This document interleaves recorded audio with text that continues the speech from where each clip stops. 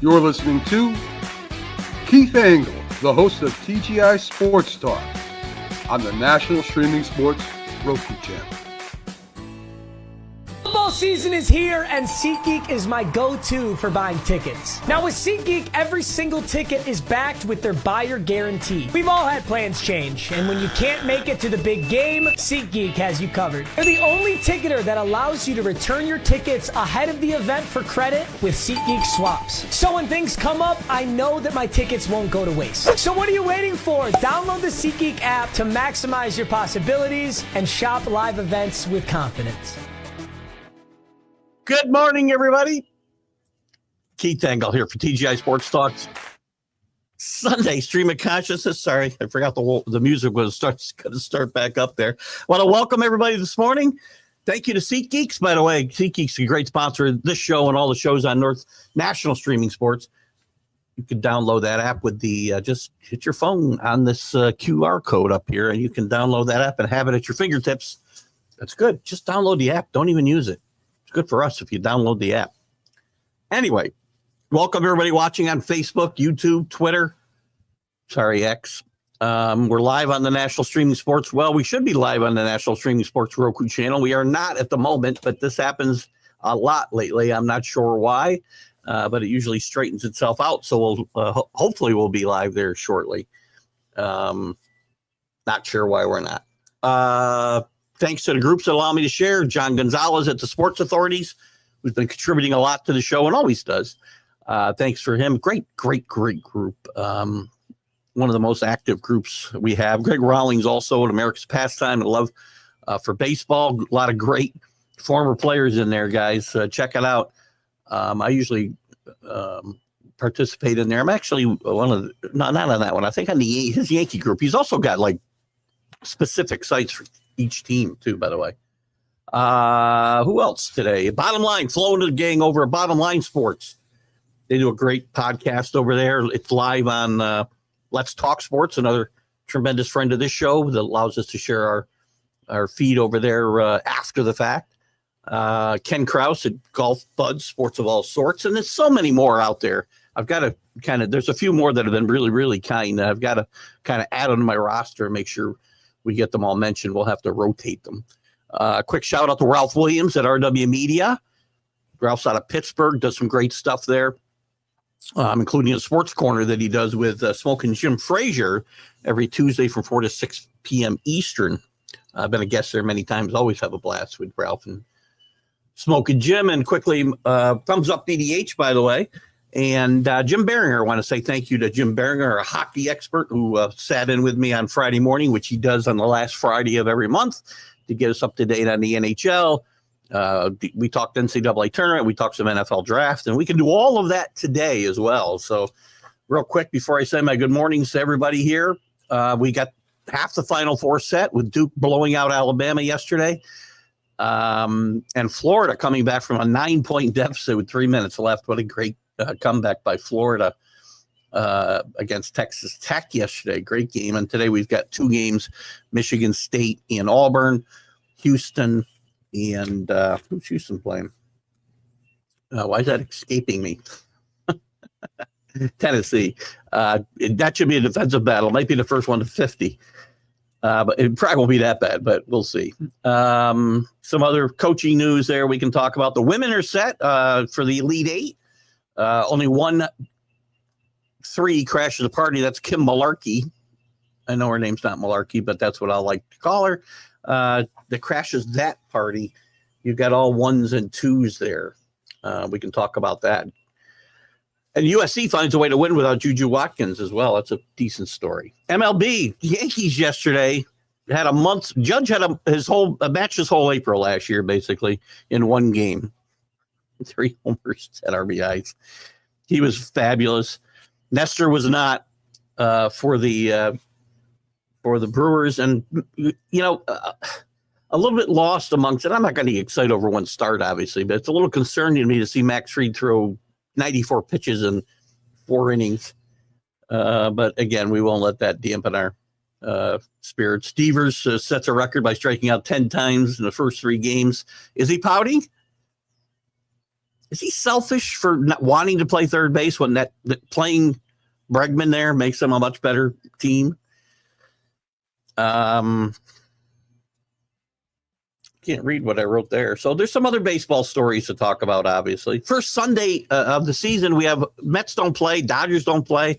I don't know what other teams aren't playing, but it's crazy. There's no game today.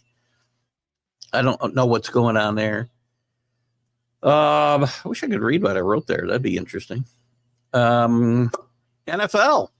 Harbaugh signs a extension. Diggs goes to the Pats. Rodgers still doesn't have a job. Cousins still doesn't have a job. Well, he has a job. He'll probably be somewhere else by the start of the season, though. We got some rules changes, potential rule changes to talk about. The kickoff rule may be adjusted a little bit as far as where the touchbacks go. Tush push is up for discussion. They want to talk about the playoffs and reseeding teams. I don't like not having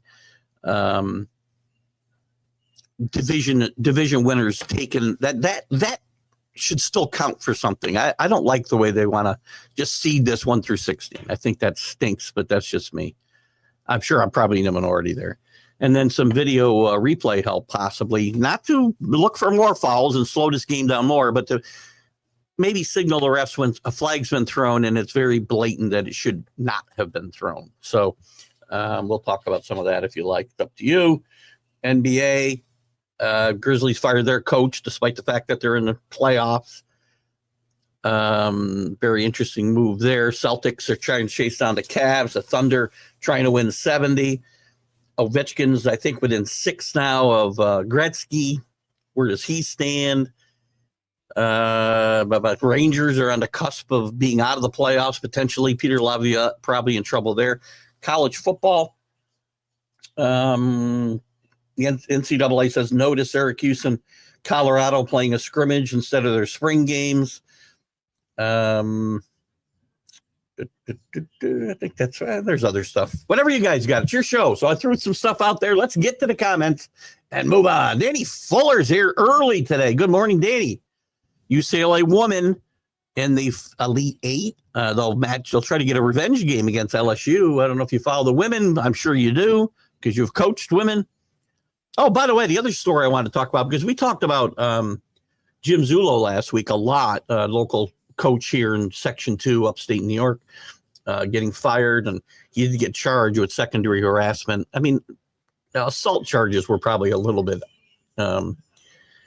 too far afield for me. I mean, I don't think it warranted, he didn't try to cause injury. Anyway, we can talk. We talked about that a lot last week. If it comes up today, it's fine. I talk about it because Troy Taylor out at Stanford gets fired for berating, basically verbal abuse against a bunch of women in that program. So their new GM and former tremendous player Luck fires the head coach. Kind of late to be looking for a head coach. Good morning, Dave Guyette. How about those Yankees? How about we save some of those runs? Listen, if you watch the MLB preview I did with Drew on Friday, by the way, I'll reshare that on my pages later today. But if you go to the archives, you'll see that show there. We had a lot of fun over about 2.5 hours. We went and broke down each division.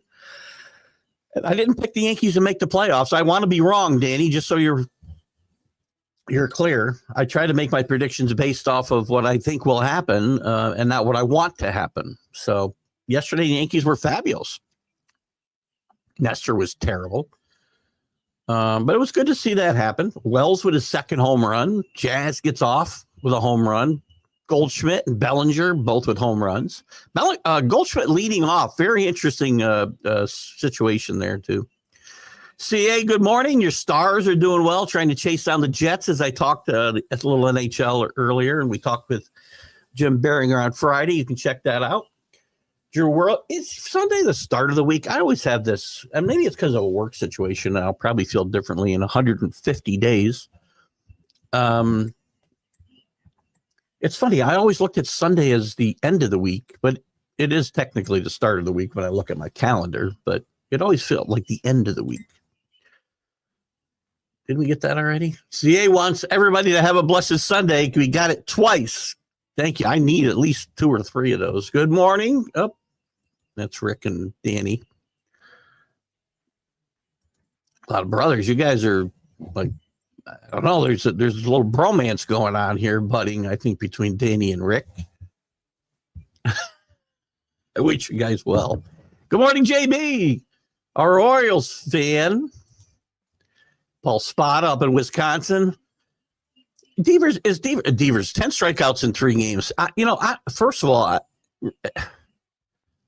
of the superstars in the game, I think Devers, in my mind, is one of the most overrated, but I'll just throw that out there. Doesn't hit for that high an average, strikes out way too much, which everybody does. But I'm wondering if this selfishness will hurt the Red Sox at some point. If he's pouting right now because he's DHing, I don't know that he is. I'm just asking. And somebody else might be closer to that situation. Scott Colby comes in, he might know.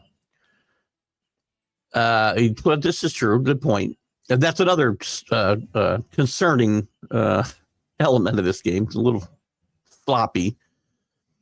Games get out of hand. They get sloppy this time of year. It's still, I'm not worried over one start, but you're right. That probably didn't help him, of course. Dodgers can't lose today. Why are the Dodgers? Why the Dodgers and Mets? And I don't know if there's other teams because I was trying to catch the schedule and I didn't pull it up this morning before I went live. But first Sunday of the season, why are their teams off? What does Major League Baseball frickin' do? How are off days on Sundays? Do we know? Does Major League Baseball know that most of their customers don't? Not again, you people in the service industries or whatever industries you might have to work on a Sunday. I'm not trying to disparage you, I promise. But most of the country and most of the paying customers are off on Sundays. Maybe I missed something. I don't know. Was there a weather event I don't know about? Lauren Betts from UCLA has not been talked about much, but has big person's skills, according to Rick. It's funny. I can't get into the women too much early in this tournament because there's so many blowouts.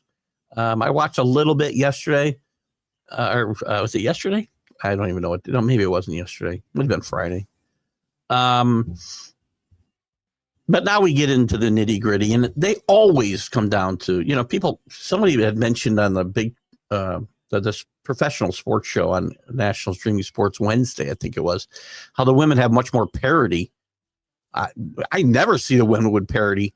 I can't remember, and I'm sure there has been times where double-digit seeds get to the Elite Eight, much less the Final Four.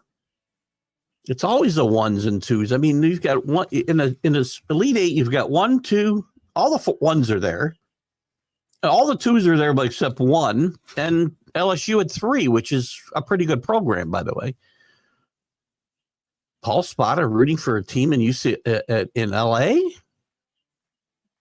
I'll root for him against LSU and Kim Malarkey. That's for sure.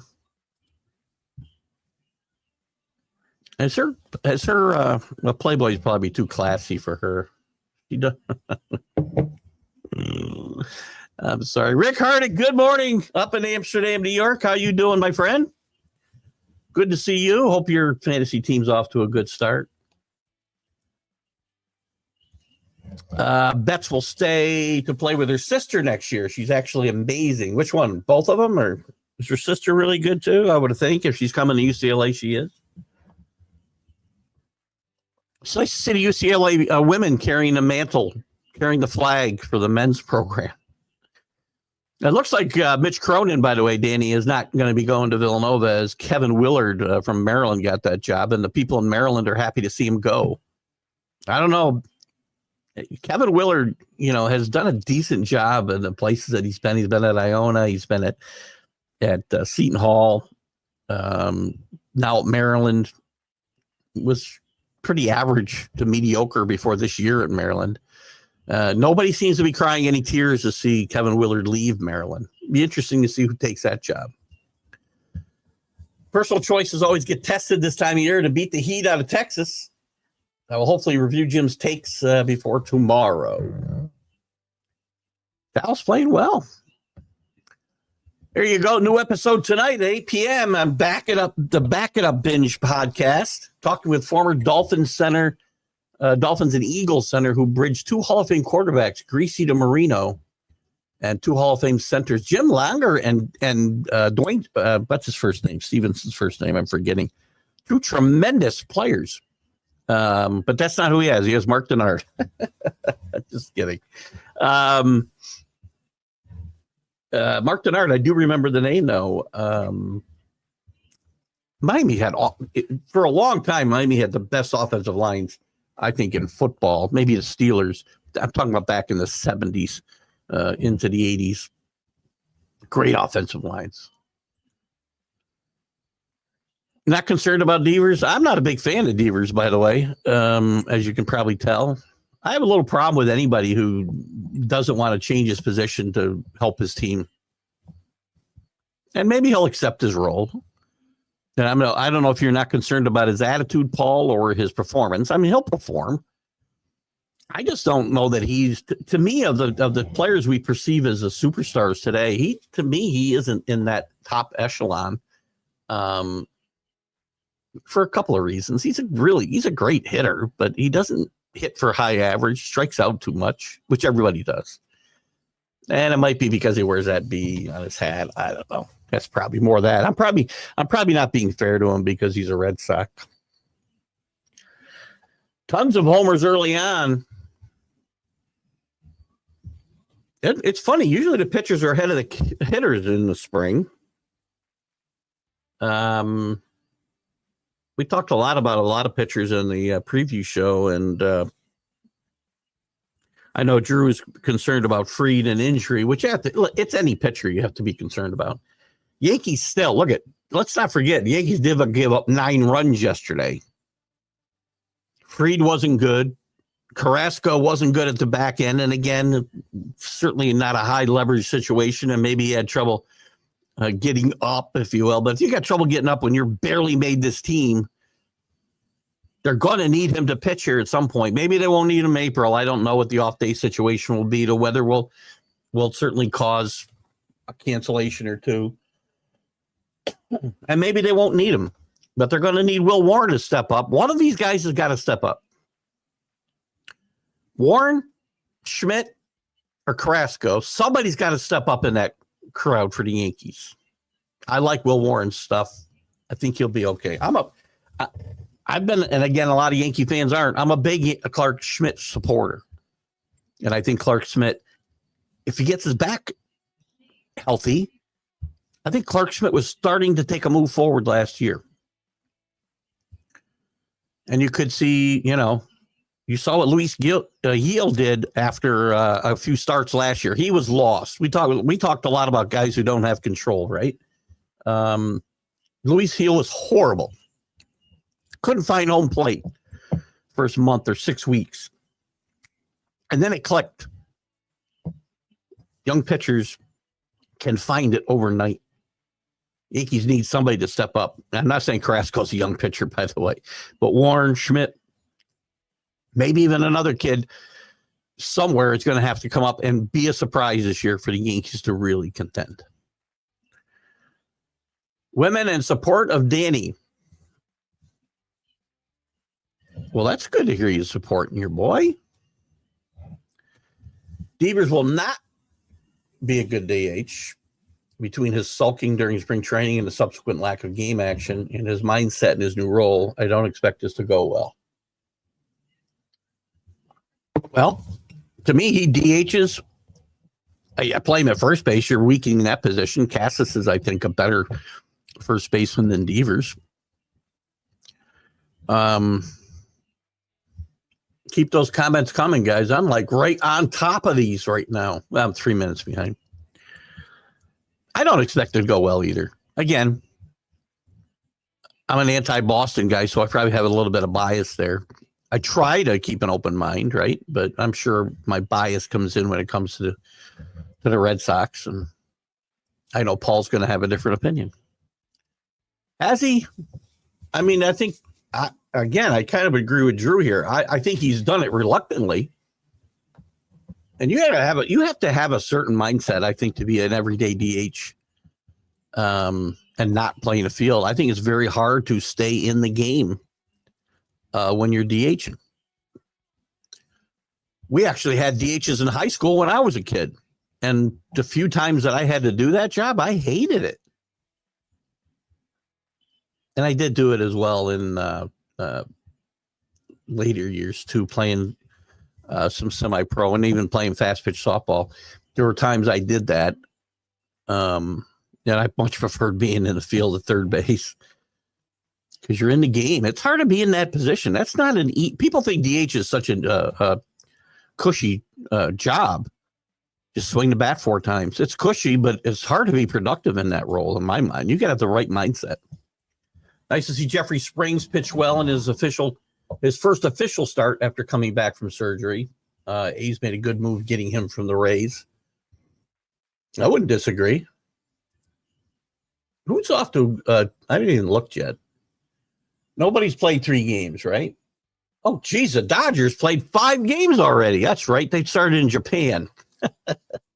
Anyway, Dodgers 5-0. No big surprise there. Padres have got 3 games in without going to Japan to do it. That's not a knock on the Dodgers. That's a knock on Major League Baseball, by the way. So you got other teams 2-1, 2-1. It's early.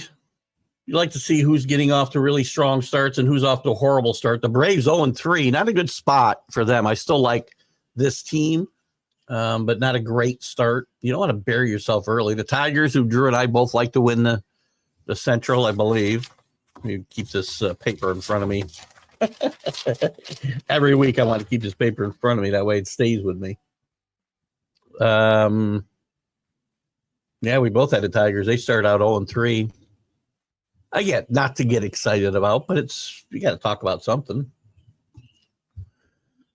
ABC coverage of oh my God, the UFL, and then if it's playing now, ABC coverage of the USFL or whatever it's called was terrible yesterday. Yeah, I can't watch that stuff. Danny, somebody else, it might have been on the professional sports show on National Streaming Sports a couple of weeks ago, was talking about spring football. The original USFL had some good football because they were taking players from the NFL and players from college that would have been playing in the NFL. These are a bunch of guys who couldn't make it in the NFL. Maybe, there's 2 or 3 guys that might end up stories and make it to the NFL. The coverage has been terrible in the few games I've watched over the last couple of years. The fact that there's like nobody in the stands and the football's not that good. I can't watch it. It's baseball season. I got baseball. I got basketball. I'm just not watching spring football. Oh, Robert, the bracket is busted, man. I'm still mathematically alive. Let's look at it real quick, by the way, since Robert brought it up. Right now, Scott Kobe has got a 70-point lead over Rick, who's looking to defend his championship. This is in the men's brackets, by the way. They both have all 3 of these guys. So AC is right there. Rick and Scott's leading. I was looking at the brackets, trying to do the math. I think Scott's a winner here because him and Rick have virtually the same picks, I believe, the rest of the way, and they both have Florida winning. So I don't think Rick can pass Scott. So I don't think Rick can win. I do think Danny can win. If Duke was to win it all, I think Danny would be the winner of this pool, the way I looked at it. The only people eliminated were the people with St. John's as far as the winner goes. So they can't mathematically win this tournament. I can get to 1,200 points, but I do not think, because I've got the winner, the only one with Michigan State, I do not think I can get enough points. I can get 1,200 points, but everybody's getting points ahead of me as well. So I'm not sure what the points are for that last game, quite frankly, but pretty sure this tournament now comes down to Scott Kobe and Danny Fuller, depending whether Duke or Florida wins. If neither one of them wins, I still think that would be Scott would be the winner, I think. I don't think, because I'm the only one with a team outside of Duke or Florida winning this, And I do not think I can get above Scott or Rick. Maybe I can. I got 640. Nah, I'm not going to get 300 for the winner. I don't think I can do it. So there you go, Robert. My bracket's been blowed up since about day one. I know you do. I know you do, Paul. Why do you have to capitalize Stankies now? Isn't Stankies, doesn't that speak for itself, Danny? We have to capitalize it as well. Yeah, there is something, and I do ask you for a friend. I did see the bats yesterday. Quite frankly, I don't get it. They didn't make their own bats. They had them manufactured so that, and to me, I don't know how this can be helpful. And I don't know if it was everybody. Certain players, I know Volpe's one of them. I didn't see what Judge was hitting with, quite frankly.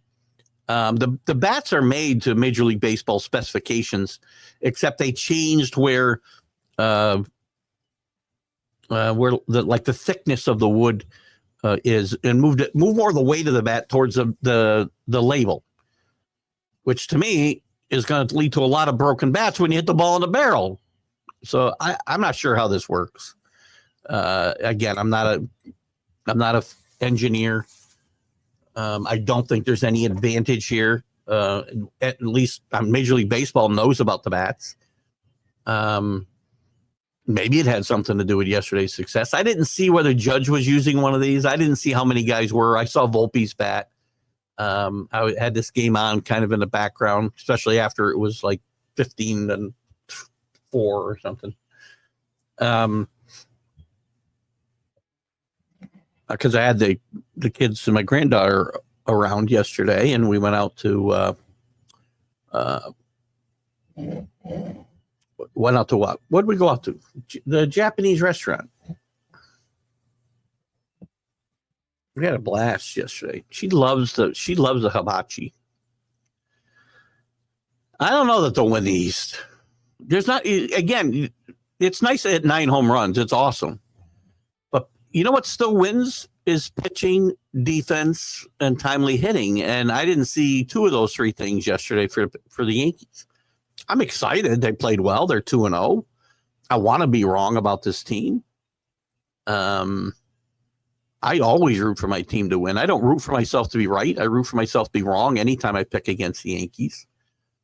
But there's a lot of issues here that I'm not sure are going to be resolved unless guys step up.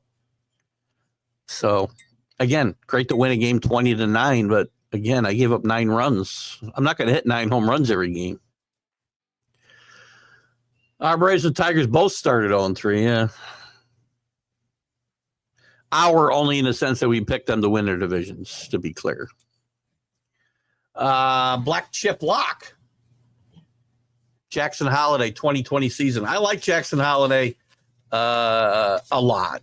I like his defense. I like his bat. I think he takes a major step forward. I think last year's trials and tribulations of Jackson Holiday will only help him mature as a player if he's, again, let me rephrase that. Last year's trials and tribulations would help a kid with great mental fortitude make the next step forward in my mind.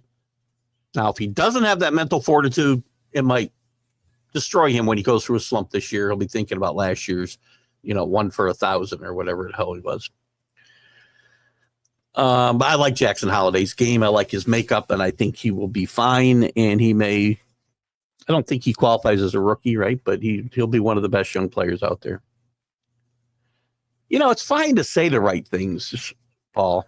We'll see. Again, I don't know. I'm not there. I'm not in the clubhouse. I don't know what he's saying other than what he says to the press.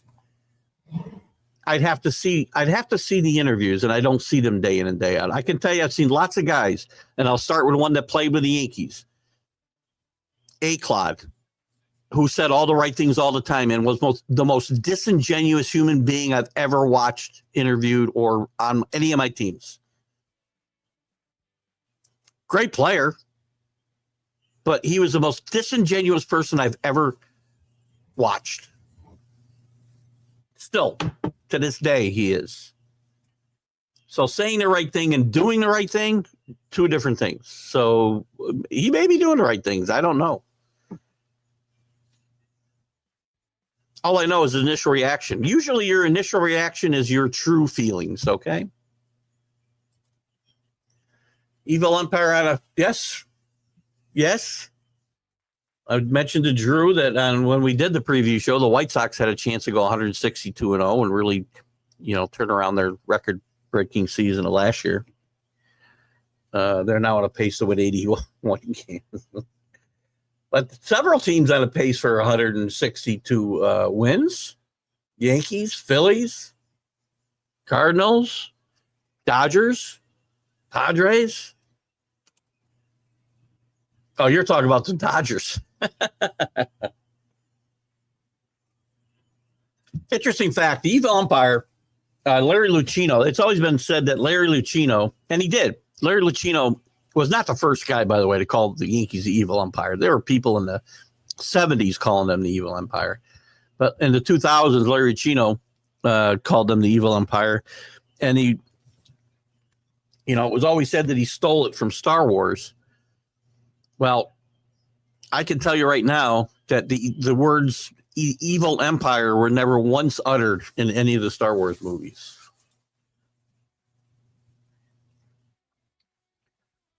Oh, Braves, are you going to any of those games, Danny? I know you get to a bunch of games. Get some great seats, buddy. Good stuff. AC's with us. How are you, my friend? He's got Florida to win this tournament. So everybody in the tournament, except, Paul and somebody. Paul and who? Allen, who took St. John's. Everybody's got the winner alive. 4 of you have Florida. That's Scott, Rick, AC, and Kenny. 2 of you have Duke, which I think will probably win this tournament, even though I picked Michigan State. Danny and NC Belongs. I'm not sure exactly. I don't remember who NC Belongs is. Anybody remember who that is? Or are they here to speak up for themselves? And then I have Michigan State. So I guess the points don't matter. Picking a winner is what matters. Said the guy who has no chance to win. I hope the Braves do better going to LA than they have so far. I think, look, the Braves will be fine. Padres, listen, we got a chance for 4 teams. You could have a 1-game playoff in the West with the Padres and the Dodgers both 162-0.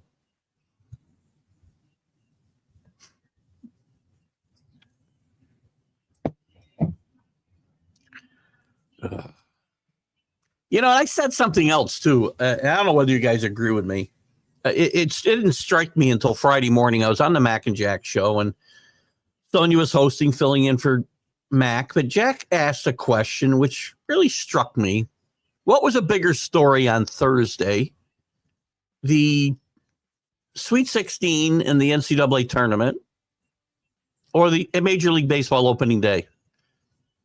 And to me, there was no question it was the Sweet 16, but it shouldn't be. It should be Major League Baseball, and it's Major League Baseball does it to themselves. That their opening day is not a party. You know why it's not? Because we don't make it special anymore. It's just in 1 out of 162 games. I'm sure in the cities they do something, and whatever. There's some pomp and circumstance in the ballparks, and that's all well and good.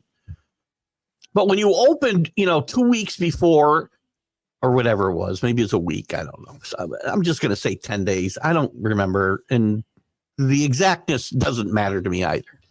You opened, thousands and thousands and thousands and thousands of miles away, because I don't know how far it is to Japan.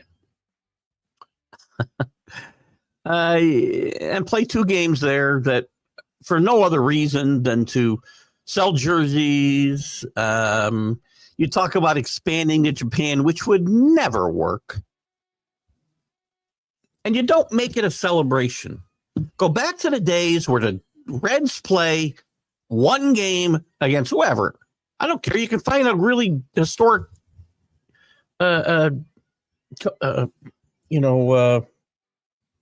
one of their historic rivals to play against them, or play the. And if you don't want to go back to Cincinnati, which again was to celebrate them because they were the first Major League Baseball team, basically. But we don't celebrate history in MLB. We don't do that. We celebrate Jackie Robinson Day, whatever they were in 42. What else do we do to really celebrate the history of Major League Baseball? Is there something I'm missing? Opening day is a day to do that by letting the Reds play a standalone game, and don't open up 2 weeks before that in Japan or Mexico or Brazil or wherever the hell we're going to open up next time. 6 or 7 times in 20 years we've done this. Well, it's just another one of 162 games. Or play the Field of Dreams game. Play it on opening day. Do something. Let the Reds, so they still get their, well, it wouldn't be in Cincinnati, right? But again, I'm just throwing that out there. Do something special. Major League Baseball. Robbie Spada. Robbie, you related to Paul. It's good to have you in the room today. I don't remember you being with us before, so welcome. I'm looking for Paul's name to make sure that that's interesting. Paul, Robbie, who do we have here? And Robbie, I'm guessing if you're related to Paul, I need transparency. Second of all, I need to know your team because, again, I am sure I have some bias being a Yankee fan about the Red Sox, right? I do think he's acting like a baby. And I do think that's why he didn't play more in spring training. Although I don't think spring training is hugely needed for a lot of people, an extended spring training. But Deaver seems to be showing it would be important to him, especially if he's adjusting to a new role. Again, DH isn't easy. So anyway, how far behind am I falling already? 8:51. We're doing a good job. 15 minutes behind already. Astros pitching. Oops, I think I skipped something. Oh, no, I got that right. CA says that Astros pitching. Listen, I still like the Astros. I don't think they're nearly the big mistake. 2 big mistakes here. Altuve should be playing left field. Maybe he'll get it. He's a really good athlete. But right now, he's a disaster in left field. I do think their pitching will be okay. And certainly getting Christian Walker at first base. I think the Mariners win this division. I talked about it, and Drew and I disagreed on this one. One of the few things we disagreed on in the preview show, surprisingly enough. And we don't compare notes. You go back and watch that show, guys. We don't compare any notes. It's all off, we have not talked to each other, a little bit. He can tell what I like probably from watching the show, but he's not picking teams because I like them. I can tell you that. I like the Astros to finish second and still make. I think I had them in the playoffs, didn't I? Where's my sheet, Drew? Astros, yes, I got them in a wild card. But this is not the Astro. Your grandfather's Astro team.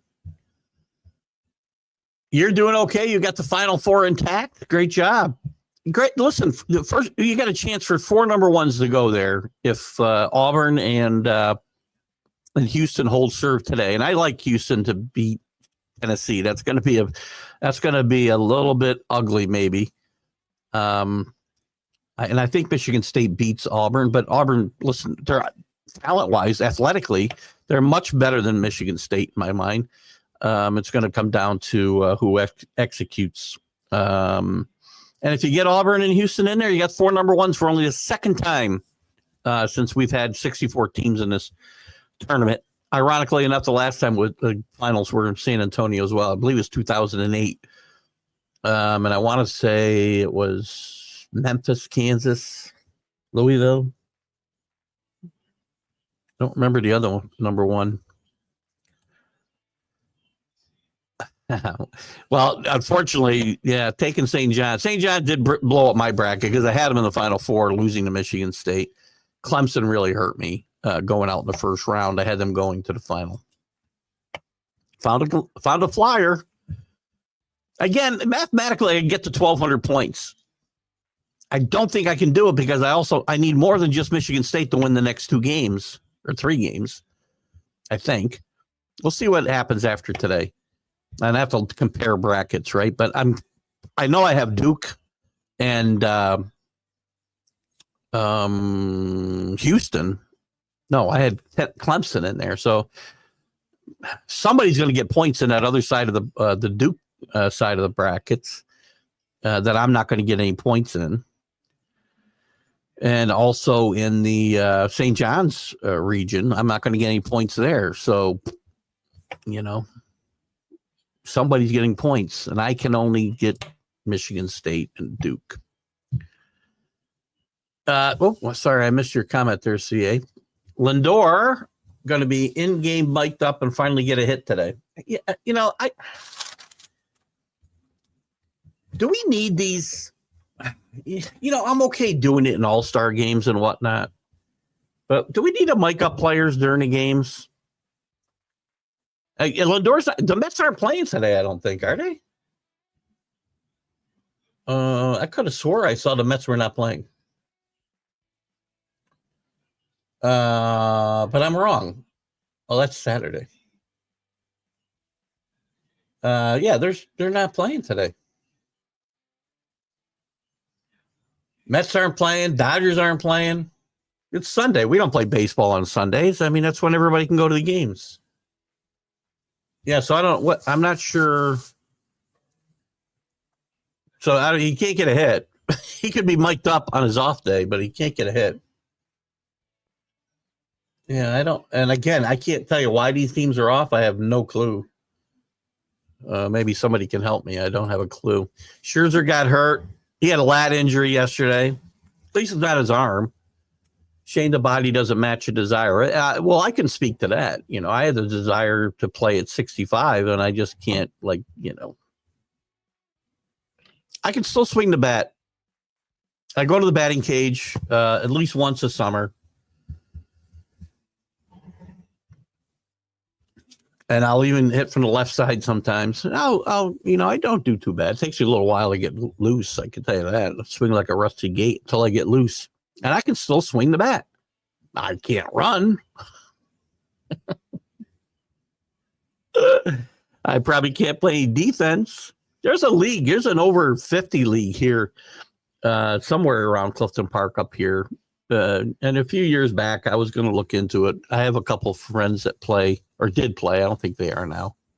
One of them's a little bit older than I am, so he's probably 70. But he played for many years, and I always tried to get me to play. Never did. Anyway, those days are well behind me. That was a joke. Have to see how Verlander holds up. How the hell has Yuri Gurriel been able to find a home with San Diego? He's one of those guys who finds a home every year. Yuri Gurriel and left-handed pitchers can always find work. Kershaw will be on that list as well. Just watch. Which list? He's already on the DL now. Which list are we talking about? The injured list? You're saying when he comes back, I guess, from being injured. Dodgers have got two full starting staffs, basically. They got one on the DL. A guy I really liked, and I wonder if he's ever going to pitch again, was Goslin. Danny, maybe you can fill me in on what his deal is and how seriously he's injured, and will he ever be close to what he was? I don't know, for a season and a half or whatever it was. He was one of the best pitchers in baseball, in my mind. Interesting, too, Sasaki gets pulled a pretty quick hook yesterday as well. Maybe they're protecting the kid a little bit. I don't know. But look, the Dodgers, they could just throw gloves out on the field and they're going to win games. Machado and Jose Ramirez injured yesterday. Ramirez has a bit of an injury bug as well. At 2020. Well, it still is. I mean, just because Acuna goes crazy and goes 50 for 50, I mean, there aren't a lot of guys. Well, here first, let me start with this. Stealing 20 bases is not the same to me anymore.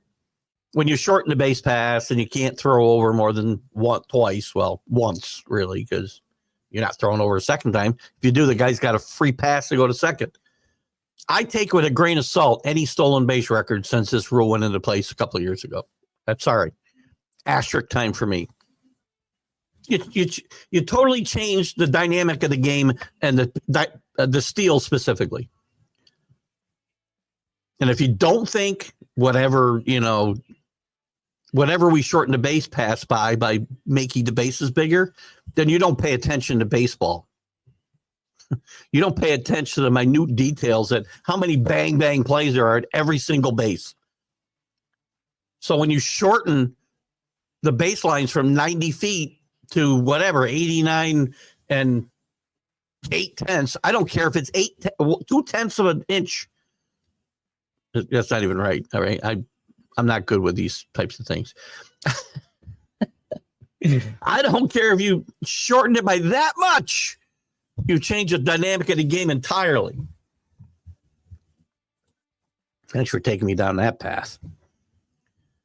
Should be several young guns, taking an extra step this season, plus some new ones coming up. There will be. There always are. We just don't know who they are, right? Drew does a great job of digging into each team's minor league system before we do our preview show and throw some of those names out there. And some of them come forward, and then there's some guys that don't even get thought about that pop forward. So that's why baseball's so fun. Or it used to be. Billy Pulver. Rule 3.02 says, thank you, Billy.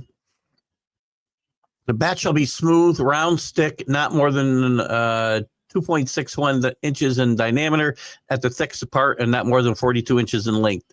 The bat shall be one piece of solid wood. Well, the bats the Yankees using fit all those, I'm assuming, fit all of those parameters. They just changed like where the meat of the bat is. Again, I don't think it's everybody.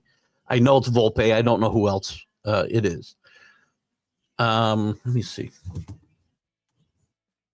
Let's see something.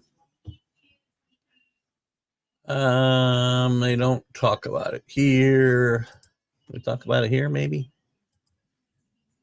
And again, they're going to be thrown out if they aren't legal. But again, based on what you're saying here, and it should be one stop. By the way, people have tried to mess with bats for years. There's also like corking bats and super balls in the bat. Doesn't make it do anything. It's been scientifically proven there's no effect, but guys still trying to do it. It's a mental thing.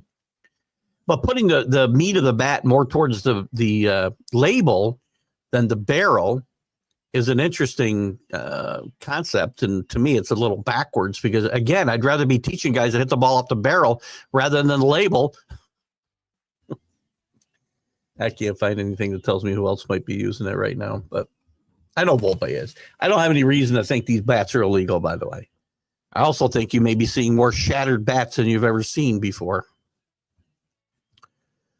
Let's see, God, did you all beautify your feet before going to the Japanese restaurant? Oh, yes, definitely. I had a pedicure and a scrub before we went. Just kidding. It wasn't, it was a hibachi where you're sitting at a hibachi table, right? Not your traditional Japanese restaurant where I'm frozen.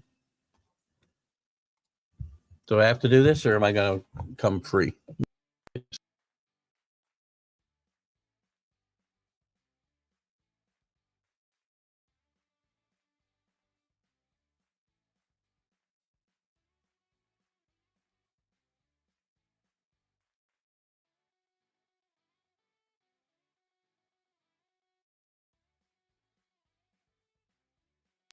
All right, we're back.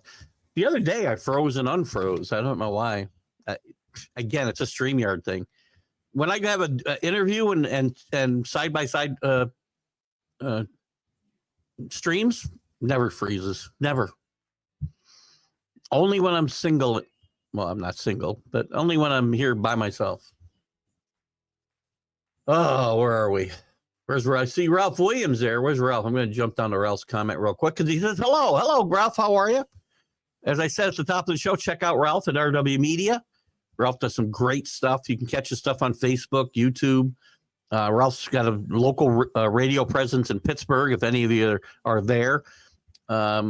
Specifically, Ralph does the Sports Corner, among many other things, with Smoke and Jim Frazier from 4 to 6 p.m. Eastern for every day. I'm sorry, on Tuesdays. And I've been a guest there many times and always enjoy myself. Where was I? I had Billy Pulver and the Rules. I had the Japanese restaurant. Good morning, Billy. You've been waiting forever to talk over Rule 3. Well, if the Yankees keep hitting 9 home runs a game, I'm sure it'll be talked about a lot. Good morning, Linda. I hope Mac's doing well. How far behind am I now? Trying to catch up. Speaking of injuries, you'll appreciate this one. Oh, Glaber hit himself at a home run. Why? Because he ran the bases out of order and had to go turn around. What'd he do? Glaber. Freaking guy is like a sad sack. So the Yankees outburst, they use these new bats with some sort of there's no technology in them. Paul, let me explain this one more time. The bats meet regulations. A 42 ounce bat is still 42 ounces. They just changed where the meat of the bat is to more towards the label than the barrel. So they're weighted differently. I'm sorry, the weight's distributed differently. That's all. There's no new, I guess you could call that technology. I guess. I'm not sure. But again, I'm not Keith's sheet keeper. I don't know what that means. Did I ask you something about the sheet? I have the sheet right here. 2 days. I still have my sheet. We'll see whether we have it forever.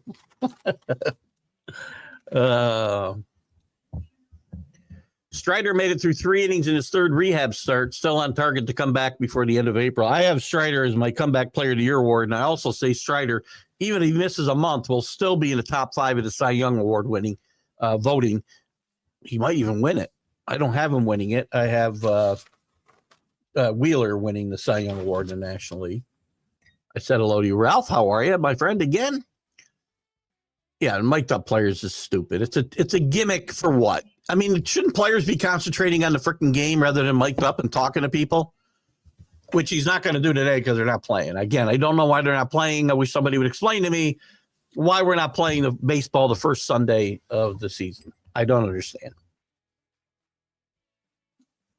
Mets were off Friday. Dodgers were probably off Friday. Well, maybe not. They got 5 games in. Probably weren't. But you don't take off days on Sundays. Should mic me up during Yankee games. Every other word would be bleeped out.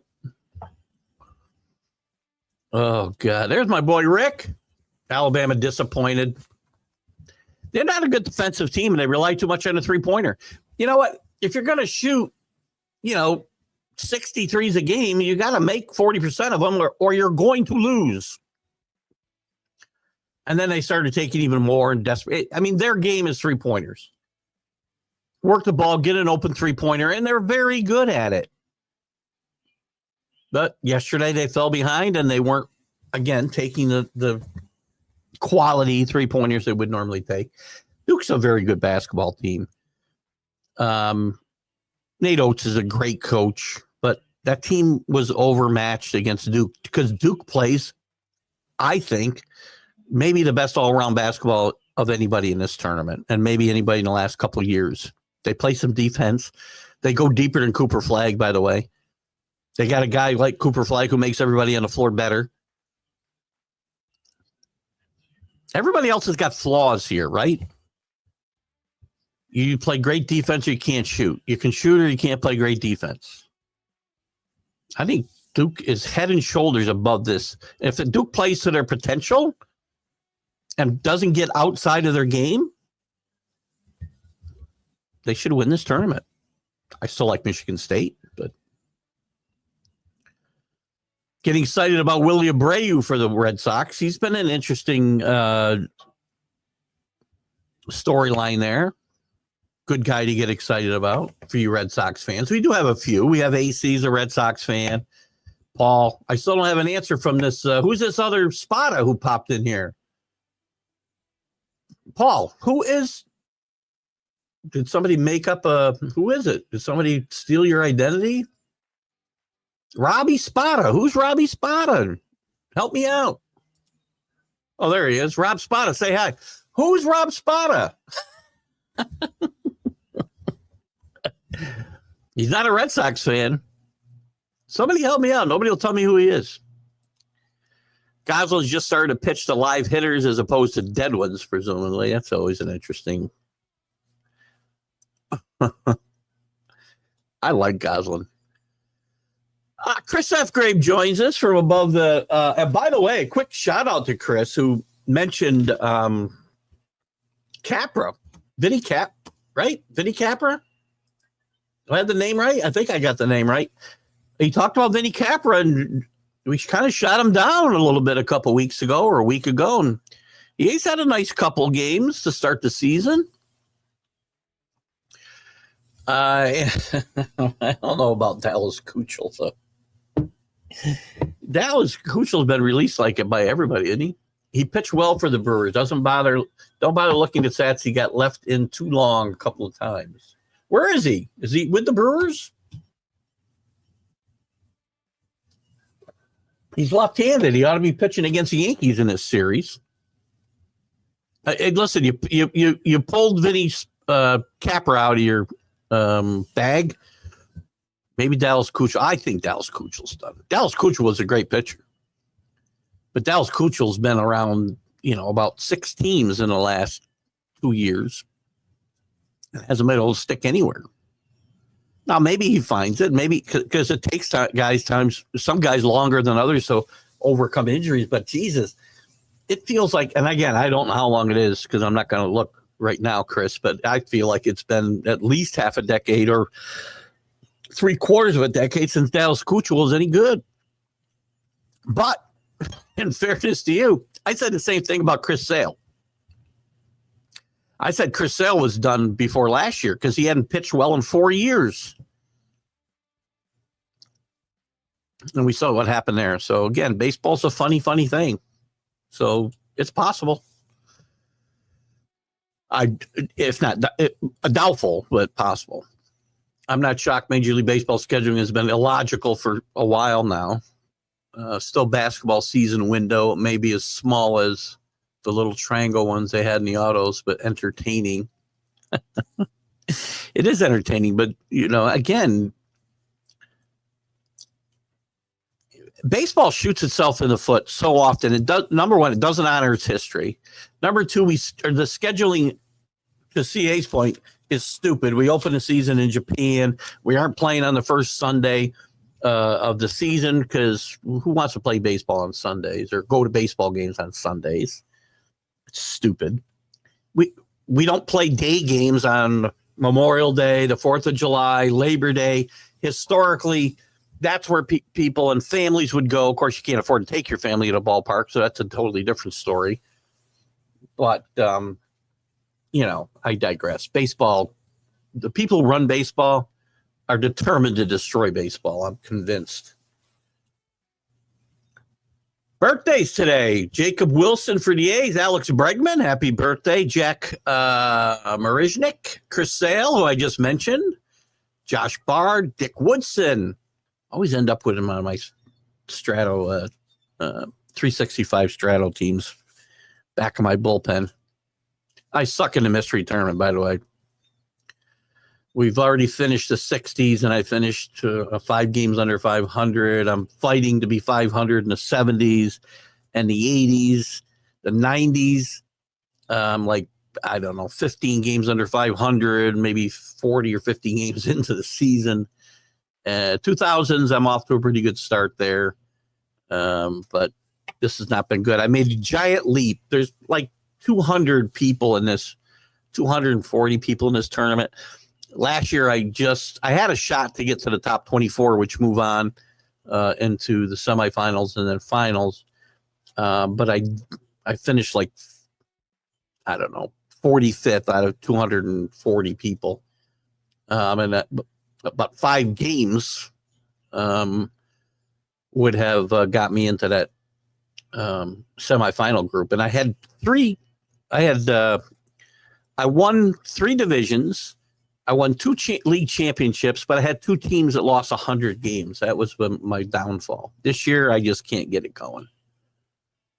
A question: do we look at pitchers with an ERA of 4.50, a little lighter with all the runs? Yeah, I mean, absolutely. Back in the day, 70s, if you had a pitcher, if you pitched to a 4.50 ERA, you were no good. But as hitting has become more prominent, there's a lot more guys. Hell, you see guys going out there every day with 5 ERA. So yeah, that's definitely been looked on less and less, or I should say, the higher ERA is not frowned on as much as it used to be. It's, I guess, similar to the strikeout not being frowned on offensively. I'd have had them playing at 2 p.m. Astros still host San Francisco tomorrow. Mets could have played the Marlins Monday night. I have no clue what the scheduling. Why am I stuttering here all of a sudden? I have no clue what the scheduling gods are doing in Major League Baseball. To answer your question, Chris, the mean ERA for baseball was under. There you go. Thank you, Drew. Was under 4 around 1992. Last year, the average was 4.07. So we've been looking at pitchers stay under 4 as worth big money, apparently. Well, there's been a lot of pitchers. Really good. Jack Morris didn't pitch that many years, some years to the best ERA, right? And I look at what was the best year for ERA. I mean, Bob Gibson was unhittable. He still lost 7 games in 1968, but he pitched to a 1.12 ERA. That's when we started changing rules. So it's very hard, by the way, to look at pitchers from 68 and previous and 68 on the same way when you lowered the mound, which is a big deal. The strike zone changed, and every single. Again, I'm going to say you probably shouldn't speak in absolutes, but every single that I can think of off the top of my head, every single rules change since 1968 has been to benefit offense, if not the hitter specifically. Smaller ballparks, the DH, the balls are harder, the bats are harder, the bases are short, the baselines are shorter. You can't use spider tack. You can't get a good grip on the baseball because, we don't want to have too much spin. But we'd rather have guys get hit in the face because pitchers can't hold on to the ball. Oop. Cucho. Who cares? He stinks anyway. I don't have to say his name right.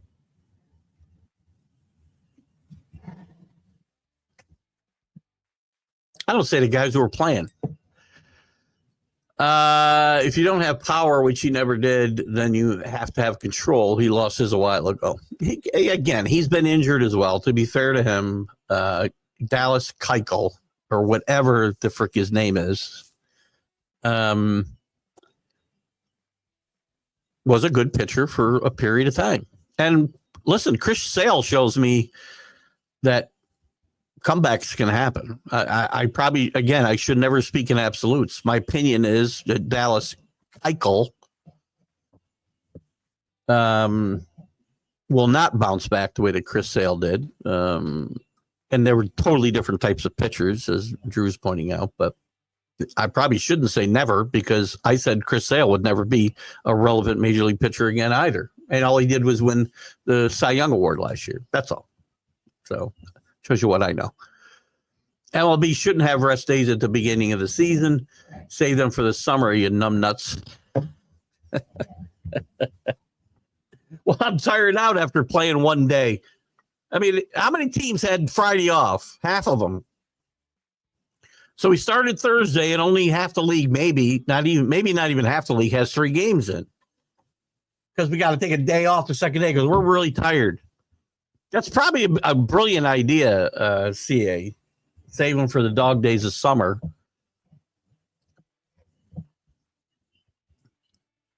I don't know what they think about. I mean, take Monday off. You can't play Thursday, Friday, Saturday, Sunday and take Monday off? Or Thursday, Saturday, Sunday? I mean, the Mets didn't play Friday, did they? Don't they have 2 games in? That might be wrong. No, they played 3 games. All right. So they played 3 games. They're tired out. Baseball's meant to be played every day. It's one of the charms of baseball. Unlike football, where you play once a week, you play every day. It's a grind. That's why I have so many guys on the team. Oh, God, I just hate Major League Baseball.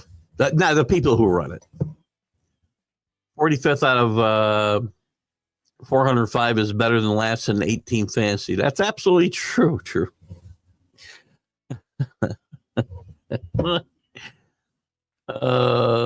Especially when listen, it's over, what I say, 60s, 70s, 80s, 90s, 5 leagues. I mean, you got to average, to get to that final, you got to average like 90 wins, make the playoffs, win a couple of leagues, which I did, except for those 200 lost seasons. Killed me. There's John Gonzalez from the Sports Authorities. Nobody's beating Duke. I'll say there's one team that can beat Duke, Sean. Duke. Anybody can have an off day. But that's a team that is well-rounded. So you can have an off day shooting the basketball. You can play good defense and do other things and win. You can have an off day defensively and score enough points to win. The rest of these teams can't do that. They all have their strengths and they all have their weaknesses. Auburn, I think, would be the closest well-rounded team, if you will, to Duke. Michigan State, while scrappy, very scrappy, it's a classic Tom Izzo team in my mind. They don't match up athletically to these other teams, but they do the little things that it takes to win.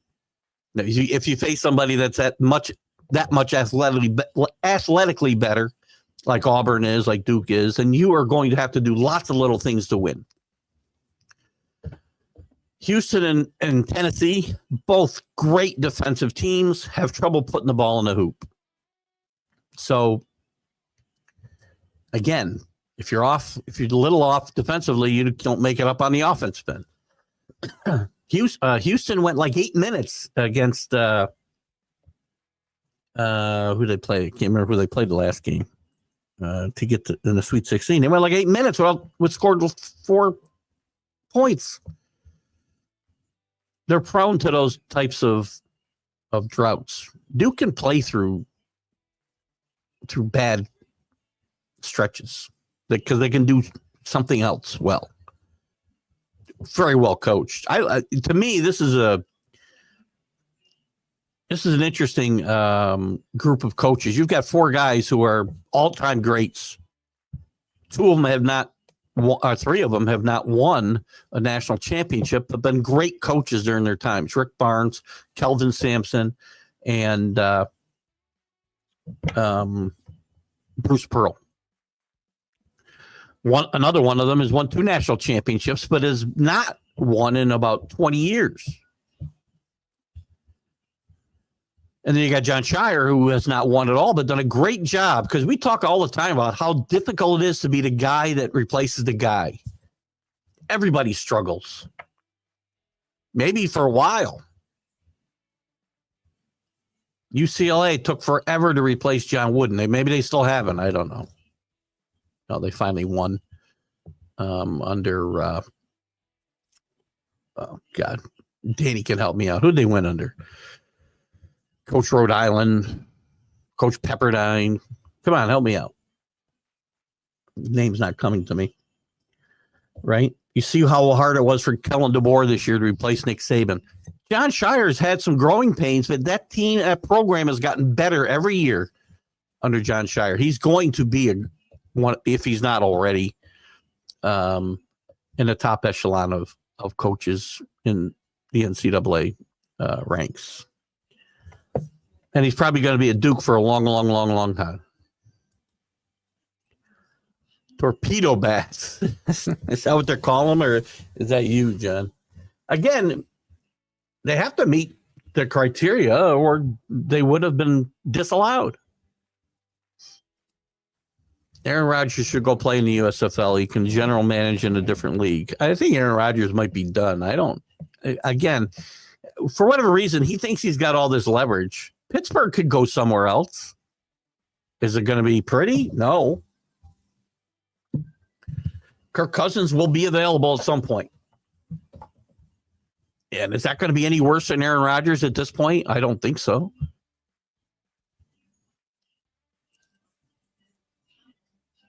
Take a quarterback in the draft and play whoever the kid is. A lot of chatter this week, too, that the Vikings are still in on Rodgers, but it would not be to necessarily be the starter. Listen, I'm rooting for Rodgers because I'm a fan of chaos. I'm rooting for Rodgers to sign with the Steelers because I think Rodgers and Metcalf and Pickens and Mike Tomlin would be just it would be a bomb waiting to go off. I think it would be awesome to watch this. Aaron, who else is, that brings up to it, I didn't talk about this, and it might be one of the things I couldn't read on my notes. Dion has changed his tune, by the way. If you've noticed the last 5-6 days, Dion says now he doesn't care where Shedeur gets drafted, which it's interesting that he changed his tune from there's only a couple of teams that I really would allow him to play for. But as soon as Shedeur was being talked about as sliding in this draft, which he may or may not, Dion changes his tune to say, we'll be happy playing anywhere. Hey, maybe you should stop showing up to interviews with him, Dion. I mean, I've done a lot of job interviews in my life, in my real life profession. Not one of them ever brought their dad to the interview. And if they did, I would have said, listen, I got other things I got to do. But he brings his dad to the interview with the Titans. Listen, both these quarterbacks that are, again, lightning rods right now, Cam Ward, Shedeur Sanders, I am not saying by any stretch of the imagination that they can't be productive NFL players. What I am saying is you should not be picking them in the top 10 of this any draft. But I say that about almost any quarterback. I mean, yeah, you're going to reach and you're going to draft guys like Peyton Manning high. I get that. But again, I will tell you, the numbers tell you you don't need to be taking a quarterback to be successful. You don't need to take a quarterback not in the top 10, not even in the first round, when 8% of the quarterbacks taken since the combined draft started in 1967, 8% of the quarterbacks taken in the first round have won a Super Bowl. 8%. That's a pretty low number.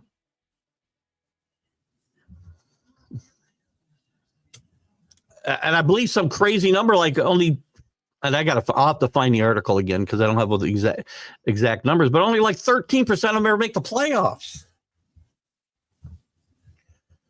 Florida's 16-3-1. They were dead. They were dead in the water.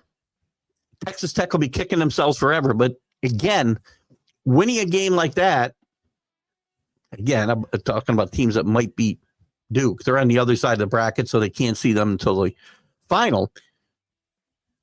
That gives you some confidence and some momentum, and it's really too bad they got to wait a week to play. because Florida overcoming a 9-point deficit with 3 minutes to go, then go on this 16-3 run that Billy mentions. Fabulous end of that game. One of the best ends of a game we've seen. And one of the things about this tournament, I'm okay seeing all these 1s and 2s. I'm fine. These have been tremendous matchups. Yeah, you get Bama getting blown out. But there's been some fun games here. Arkansas had Texas Tech on the ropes the other night. They had a 16-point lead at one point. So very interesting. Texas Tech they fell behind by 16. He came back, and they're ahead by 9 with 3 minutes left, and blow that game. So I think there's been a lot of interesting games. You just haven't seen. I think we've had one overtime. That was Arkansas and Texas Tech. We've had some games go down to the wire, but we've had one buzzer beater. That was Maryland, and the kid took about 27 steps.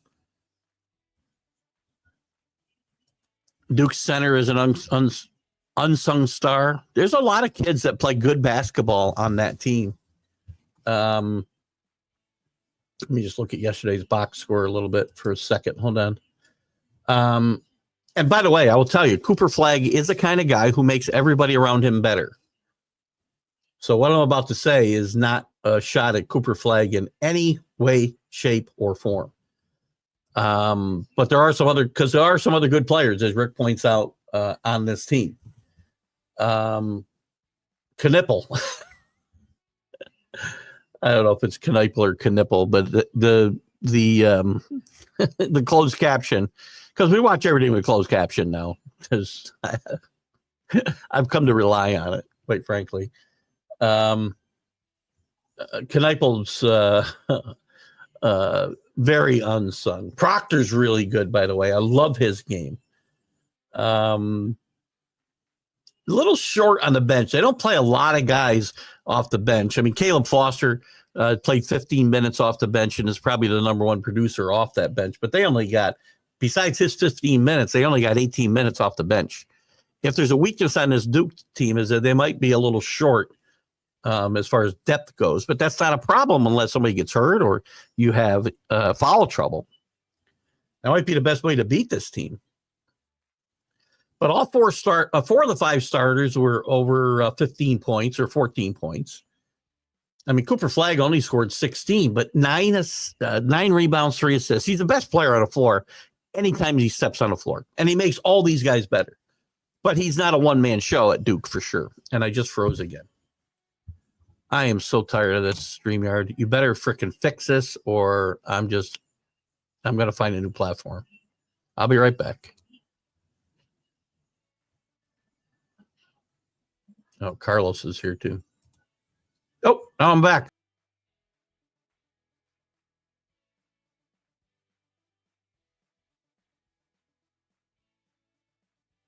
That's very funny. We unfroze. I saw Carlos. I unfroze, and then it was too late. I'd already refreshed the page. So anyway, that's a very complete, deep team. Not deep on the bench, though. The one Achilles heel that might hurt them as they were to get in foul trouble in one of these next two games. Danny says almost as good as Arkansas. That's what I talked about, right? Arkansas's collapse was more complete. And I know that's funny. People don't like John Calipari. I think John Calipari gets a bad rap, but that's just me. Everything John Calipari ever was accused of doing, by the way, you can do now. I don't believe there's anything. It's funny. We're okay. Again, we're okay with the Will Wades who and Sean Millers who are getting chased around the country by the FBI. They all have big time jobs again. But John Calipari is like the boogeyman for some reason. I have no idea why. Again, he doesn't do himself any favors, probably the way he carries himself. But John Calipari is. Why isn't John Calipari considered one of the best coaches, Danny? I'm really curious. People hate him. I mean, again, we often hate people for zero reason. There's plenty of people that I dislike. I don't want to say I hate anybody, really, quite frankly.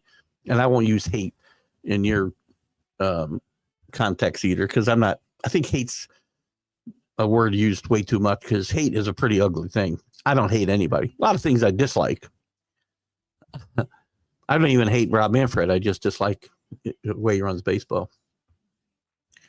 Duke has a deeper squad than you thought? I kind of disagree myself. Again, they only played, the bench had 30 minutes last night, and has not played. They got 8 points off the bench yesterday.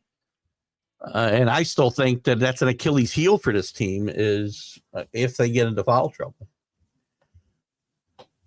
They do play amazing defense.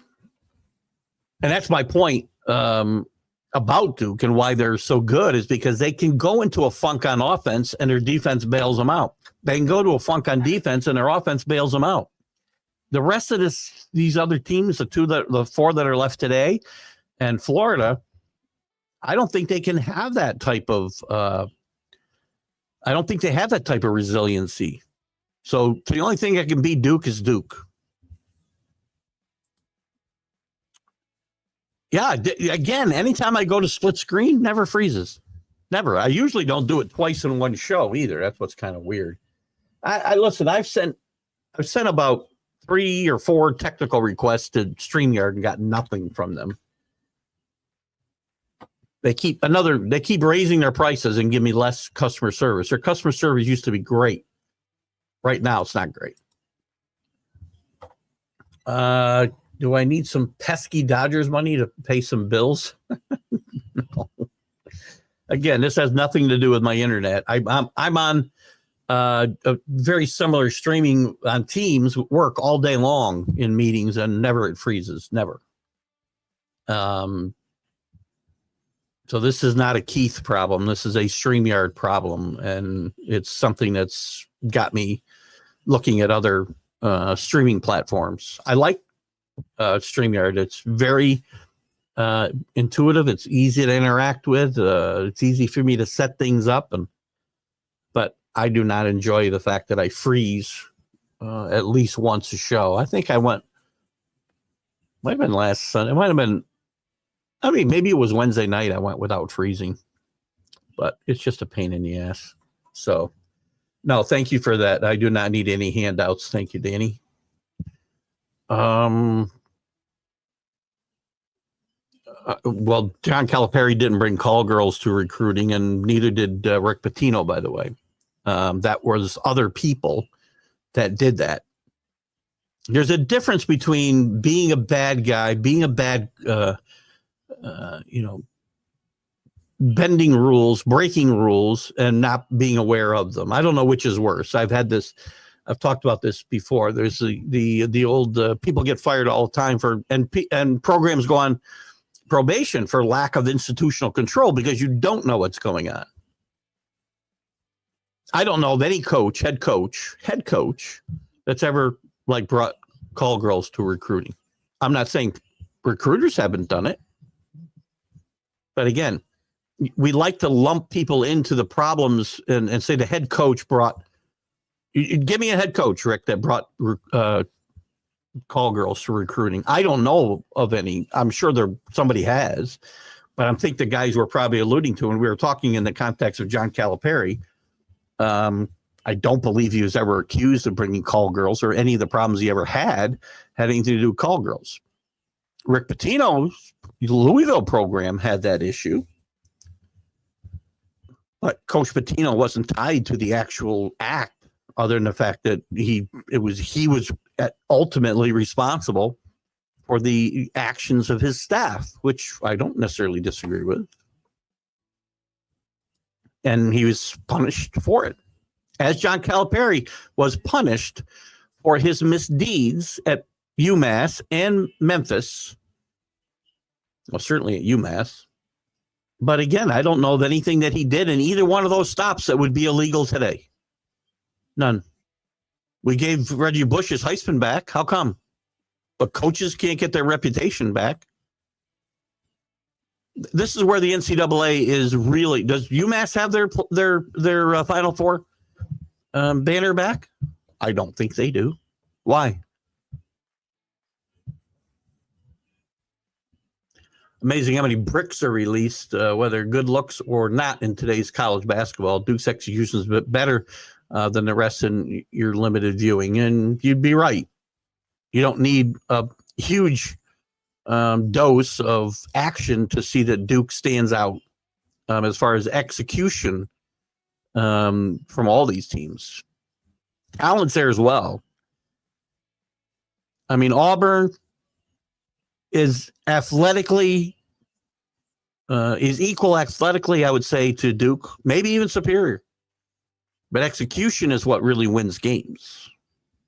That's why Michigan State, with lesser athletes in many, many cases, in years, have always been able to. I can't freaking believe this. I'm going to end the show is what I'm going to do.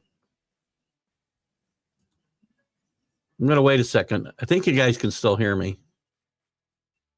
It's freaking ridiculous.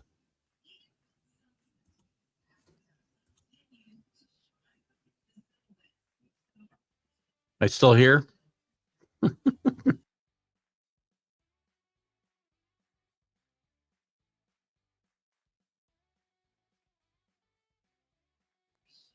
right, we're back. Guess we'll be reaching out to them again after the show.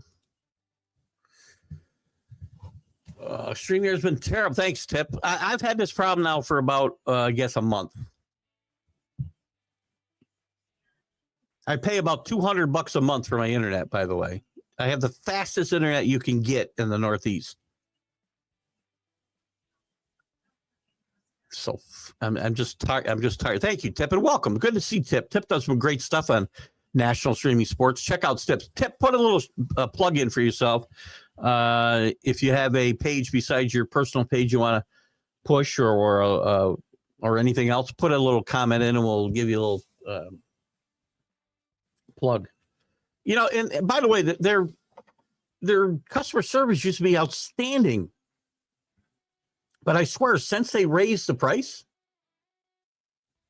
which almost doubled, I think their customer service sucks and the presentation is worse. And I don't know why, Tip. I don't know if you see this, but I only freeze when I'm on the screen by myself. When I have a split screen with someone else, I don't freeze. Maybe that's what I got to do is bring something up into the other side and just have a small me. I guess seeing a small me would be better anyway. So. You know why, please? He put 2 schools on probation and leaves for another job. Again, I get it, but he did nothing that coaches don't do every day. Why don't we hate every coach that does that? Or maybe you do, and that's fine. Let's hate on everybody that does it because it's very prevalent. Everybody. I can't keep doing this, guys.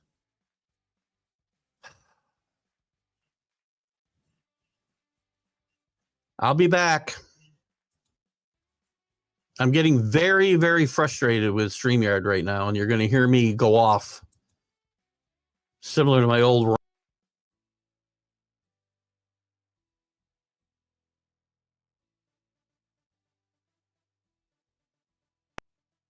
Really getting frustrated. Going to hear me go off on StreamYard the way I used to go off on Facebook. Freaking baloney. Let's close. Let me just to make sure we don't have any problem. I'll close up some other stuff here. I don't think I got anything open that would cause a problem. Oh, anyway, back to John Calipari. I do know why, but again, you think he's the worst transgressor out there? Why do we give Reggie Bush's Heisman back, but not UMass Banner? I know they didn't do exactly the same things, but USC only bought his family a home. Oh, God. And I know you don't have any love for USC. I'm not a fan of his. He's a good coach of recruiting. Not the best X's and O's. In your opinion, he recruits for his style. No doubt. That's fair. Again, I'm not going to spend a lot of time defending John Calipari, except for the hypocrisy of the NCAA. So the rules have changed for the Wild Wild West. Will Wade can go out and get a power conference job now, and so can Sean Miller after the FBI chased him around forever.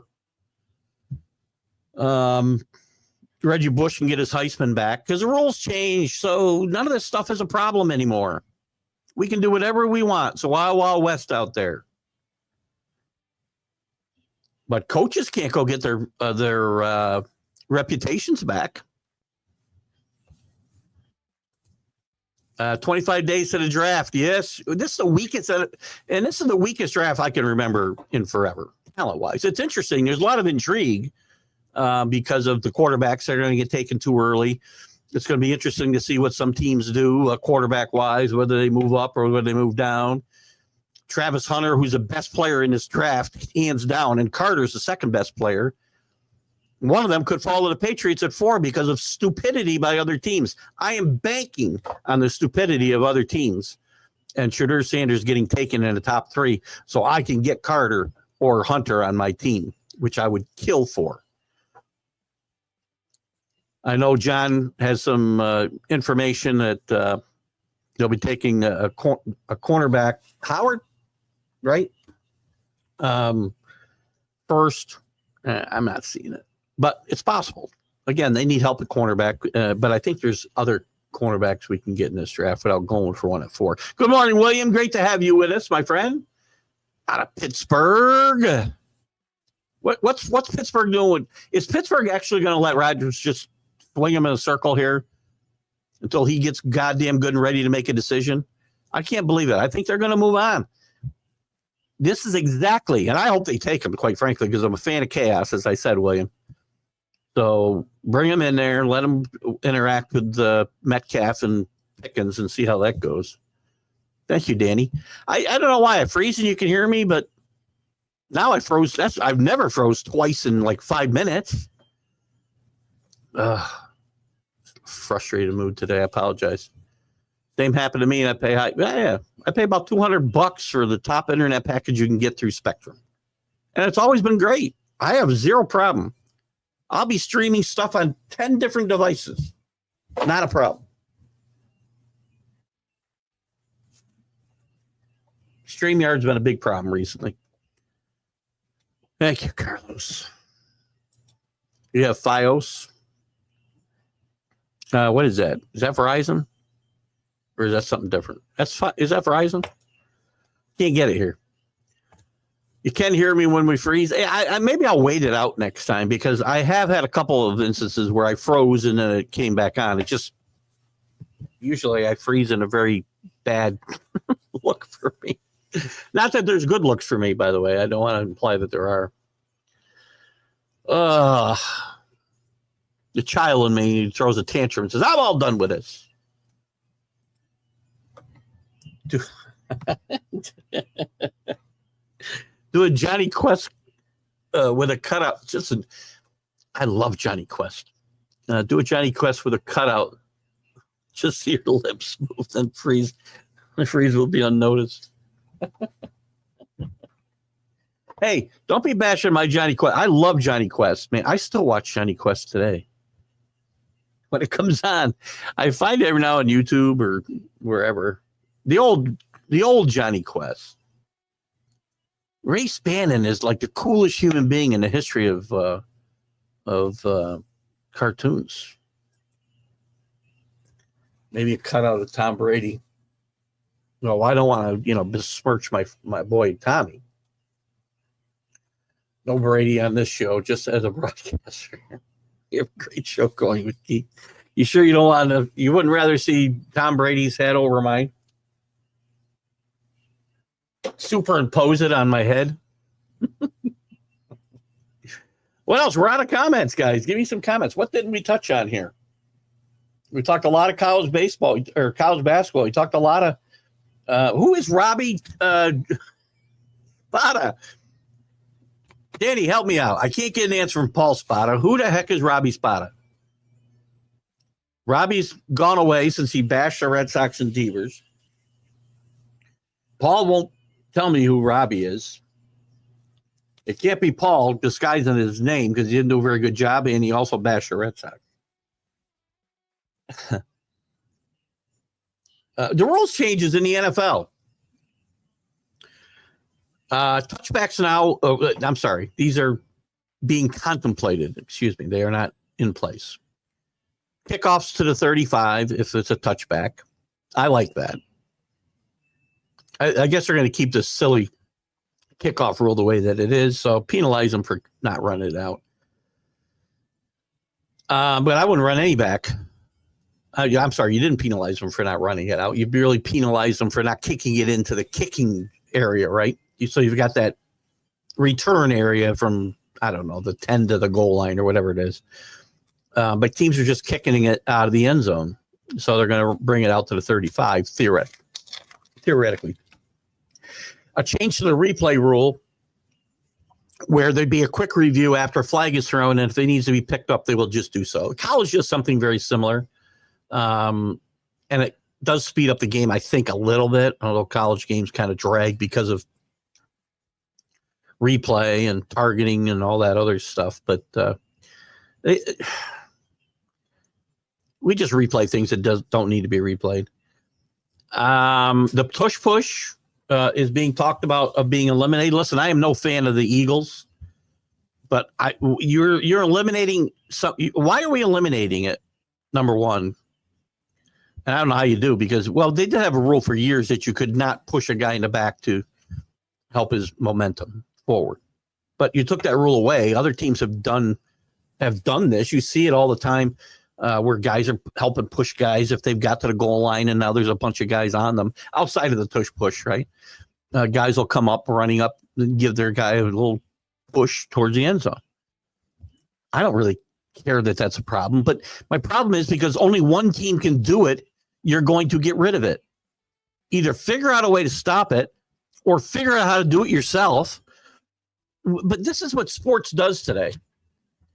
You know, we don't like something, so we don't. If we can't figure out a way to stop it, we need to legislate it out of the game. Baseball does it all the time. We couldn't beat the shift by teaching kids to hit the right way, where there is nobody standing, so we eliminate the shift. Stupid way to approach. This is very similar in my mind to eliminating the shift. Silly.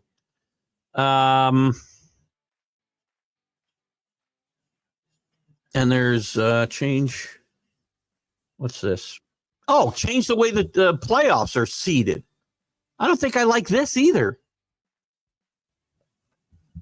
If they're going to change the way, and we're just going to seed teams 1 through 8 or 20, or how many teams are in the playoffs today? 1 through 12. Then do away with the divisions because they don't make any sense. Well, I guess you would still maybe be able to win a division with a worse record than somebody else, but you wouldn't be seated above them. You diminish the importance of a division winner if you do that, in my mind. I just don't think it's necessary. All right, now we got a bunch of comments again, don't I? Maybe I don't. Where was I? There's William. I bet Rodgers announces that he signed at the McAfee event down at the PPG Paints Arena April 9th. I work down at the arena, and that's the buzz going around. Interesting. You want him? You really want him, William? I mean, as a Steeler fan, I think you're the only Steeler fan we have here. Ralph's not here. I've talked to Ralph about this, Ralph Williams. He's not a fan of Rodgers. I think the distraction is not worth what you'll get out of him. And I think him working with guys like Metcalf and Pickens is a recipe for disaster. You know, people make a big deal about how, well, nobody's really, some of the Jets have spoken up and said they wanted him back. Every one of them was a defensive player. I do not recall one offensive player speaking up and saying we made a huge mistake getting rid of Aaron Rodgers. Not one. And I just don't know. I mean, you look at numbers. If you just look at numbers on a page, his numbers look okay. But when you watch him play, the eye test tells you he's not close to being a player he was 3 years ago, 4 years ago.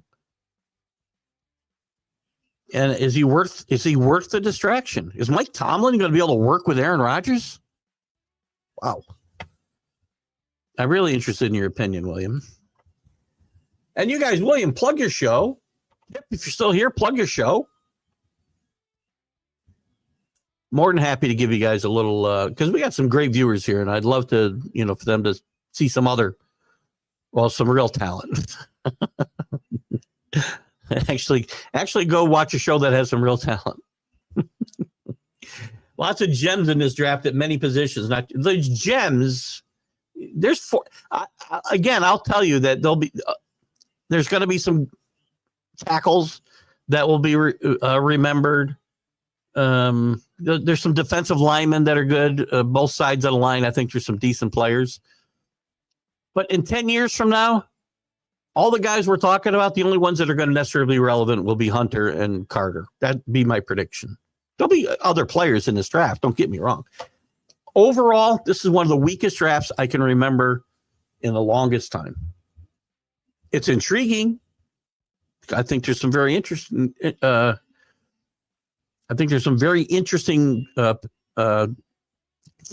Teams that need to take certain positions and fill certain holes. But there's just not a lot of talent to go around, and I think there are some gems, to use your word, CA, that you can get with a value pick, second, third, fourth round. You don't need to be reaching for them in the first 10 picks in the draft or the first round in general. Danny, you're the best, man. Glad you don't hold my take on John Calipari against me. William doesn't want Aaron Rodgers. I don't know about. Did you sign Joe Flacco? They said when Ben retired, they should have signed Flacco. Did they? I did not see that. So now if they signed Flacco, I would think Rodgers is out. I mean, why would you sign Joe Flacco? Well, Mason Rudolph, by the way, can fill in for a couple of games. He can't. I don't think either one of these guys can carry this team to the playoffs. William, quite frankly. But I don't think I'm going to make the playoffs with Aaron Rodgers either, by the way. I missed this news. I don't see Steelers could pivot. You said they signed Joe Flacco. I missed this. When did they sign him? Because I may have missed it. Oh, the only news I see is they may sign him. And I would think that'd be a fallback position to Rodgers. But again, yes, I would probably rather see Joe Flacco play there if I'm a Steelers fan, but I don't think I'm making a playoffs with either one of them. And I also think, I'll get back to that in a second, Drew. Here, you know what, William? Here's the thing, too. And I said this about the Steelers on some show this last week. Steelers always had a very specific identity. And I have felt for the last 5 years, this is a team without an identity. Steelers always had a certain identity going back to the 70s. Sometimes that identity changed a little bit, but there was always, if you know what I mean by identity, right? They just don't seem to know who they are right now or what they are. Play-in tournament in the NBA. It's just a way to play a few more games, right? The top 6 teams are automatically in, and then the teams playing 7, 8, 9, and 10 will play, a 2 out of 3 game series to make the final 8. It's similar. It's very similar to the. I think they tried to grab it from the NCAA with the first 4 games. So there's 68 teams that make the tournament, but your final bracket is only 64, right? So you've got 8 teams that are playing to get those last 4 spots.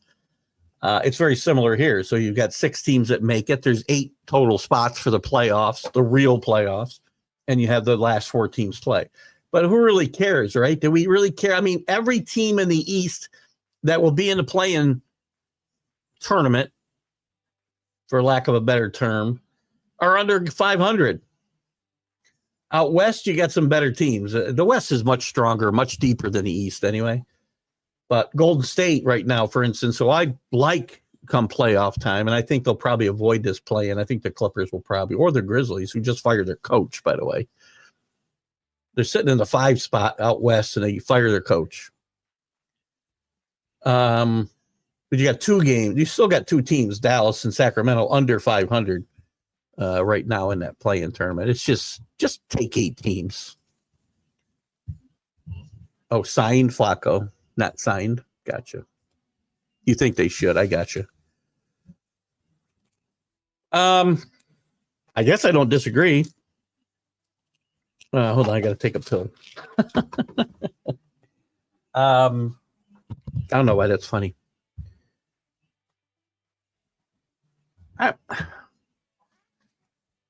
Rick, I don't know if you're still out there. I think I sent you the whole thing about Netflix has got a documentary on the history of the Vikings, by the way. I keep hearing the Vikings still aren't dead, even though O'Connell said he didn't want Rodgers. I think now they're thinking about Rodgers, but it wouldn't be in a capacity that Rodgers would want it to be. He's not going to come in there and be the starter if he were to be brought into Minnesota. He could probably win the job. But is Aaron Rodgers going to go there and beat you? Do you really want Aaron Rodgers coming there and competing with a rookie quarterback? I think it's a bad karma move for anybody, man. One more round, you go from 64 to 120 away. What? Yeah, I know. Well, we're going to 72 or 76 probably next year. And if you're just going to let everybody from the SEC and the Big 10 and the Big 12 in anyway, well, then just go to 128. I don't disagree. And that way they can't get all these spots that I can get some of these mid-majors that maybe deserve one of these, at-large bids. At least I can get them in a tournament. When I get to 64, I might have a few of them alive yet. It's as Danny says, it's one game. One game, I get to 64. Let them all play. But I'm making all the seeds play every game. I'm not giving buys out. You get to 72, 68, we're going to have to give out buys. Unless there's going to be a bunch of play-in games to get to 64. I'm not a big fan of what. I don't need 64. How do we even end up with arguments? Same thing in football. If you got to make an argument that you're the 12th best team in the freaking country, shut up. You have plenty of chances to improve your lot. And now we got, in the NCAA, we had West Virginia, and the governor of West Virginia says he's going to sue the NCAA because West Virginia didn't make it as the 64th best team in the country. Oh, I'm sorry, 68th best team in the country. Just shut up. I did take a chill pill. It's frustrating, man. I'm okay. You have technical issues. It's a big deal, but it's been going on for a month and I've gotten like 0 response from their customer service. So today's message is probably not going to be as nice as it's been because I'm going to tell them about the other services that I've been looking at, which I can probably get some good, introductory pricing. You're being an itch today. I got to get Rick his itch trophy, by the way. Was I supposed to pick something out? I know you sent me something. I really couldn't. I guess I wasn't looking at it. Maybe I was looking at it on my phone and I wasn't like grasping what I should be looking at. I don't know. Remind me if you sent me something and I'll go find it. But I want to get Rick his trophy for this past year as we're getting into April. We'll say our new year starts on April 1st, like our fiscal year starts at work. So, but Danny's trying to make a run at the early. We got Billy Pulver back though, who the award was retired for. Scottie Pippen's son plays for the Grizzlies. He does. Yep. That's the one that was dating Jordan's ex, I think, wasn't it? Or is that the same son? You can't make this stuff up. NCAA, again, something else struck me about the NCAA in the tournament. The transfer portal opened on Monday. We haven't completed the season. Some kid left one of the teams that was still alive. He wasn't a major player. And I can't remember which team it was now. I want to say Michigan. But the kid was not a major contributor. But the team's still playing. He's gone. Similar to football. Those are mostly meaningless bowl games, though. Calipari showed he still hasn't learned to coach with a lead, which was part of the reason he got fired at Kentucky. Well, he couldn't coach with a lead or behind in Kentucky at the end. Before this year, Kentucky hadn't been to the Sweet 16 since 2018. Mark Pope did a great job there this year. I mean, look at Calipari won national championship. He played in more than one. You don't get there just not being able to coach. You can't just throw guys out there and they win on talent. It doesn't happen. There's too much talent all over the country. He has to be able to coach a little bit. Does he have his flaws? Sure. Did he break rules and get out of town? Yep. But there are plenty of guys who did the same thing. Again, I'm not defending it. And I'm only looking at him as a coach, right? John Calipari is going to go down as one of the better coaches in the history of the NCAA. That's just going to be. And if he should ever get and win a national championship with Arkansas, it would be huge. You know, right now, I don't know. StreamYard used to be very, very good, and I would get personal responses back from their tech support team. And it was easy to tell that it was a person and not AI. But again, AI has taken huge leaps and bounds in the last, just 6 months. I mean, we're going to a lot of AI within my own company from a customer service standpoint, which I'm not involved with necessarily, other than, I mean, we do interact a little bit, but not a lot, because I'm all about new sales is what my team is involved in. Yeah, and AI is not a great thing. We've seen a lot of instances right now where AI is being used on a very large scale, and I think things that are very I won't go into a lot of detail, but there are a lot of things in the news today where the things that are trying to be accomplished are, I think, very well thought out and worthwhile, heading in a very worthwhile direction. But the way they're being executed is very poor because there's too much AI involved and the human element has been lost, and that causes a lot of problems in an area where we already have a lot of problems. Yeah, let me know. Because remember, we were looking at the finger and the button. I know that's not easy to just say, I need a finger pushing a button. I thought it was a pretty good idea, but again, I know in reality, probably not a lot of call for that type of thing. You can't just get one made. But let's chat about it this week if we can. Good morning, ML Bolt 72. I take it you're a Charger fan. I think you've been in here before. At least I've seen that logo before. Somebody else could have the same one, I suppose. But good morning. Good to have you with us. I think you got a steal, by the way. Unfortunately, I only got about 6 minutes left. 5 minutes left, really, before I got to wrap it up. I think you guys getting Harris, Najee Harris, on a 1-year, $5.2 million contract is one of the best moves in free agency. One of the quietest, under-the-radar moves, and it shows you how running backs are still not appreciated. The portal has transported us to the twilight zone. I don't disagree with that, for sure. It is getting worse. Even Calipari.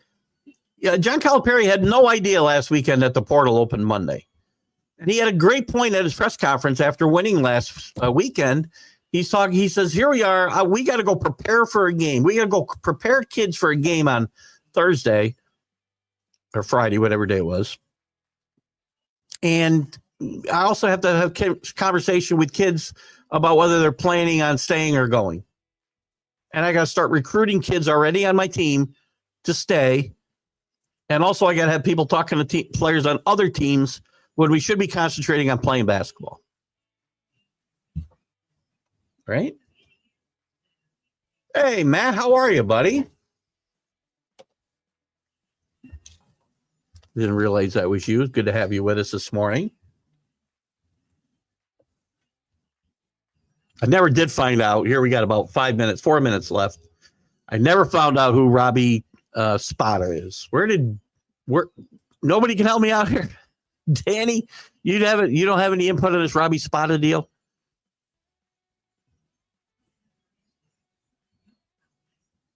Is he Paul's brother, son? An imposter?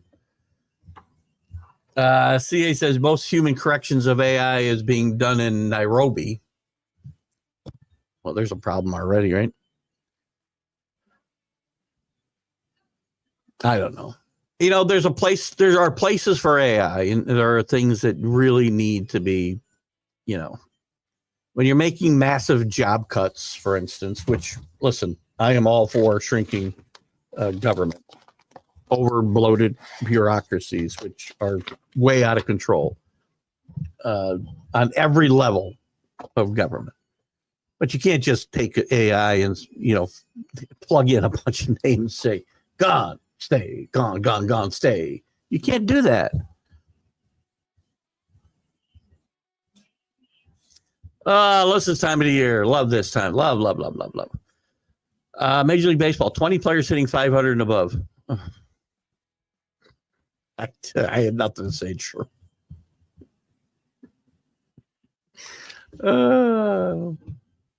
I would hope we'd have somebody off to a decent start. Well, we're only 2 games into the season in most cases.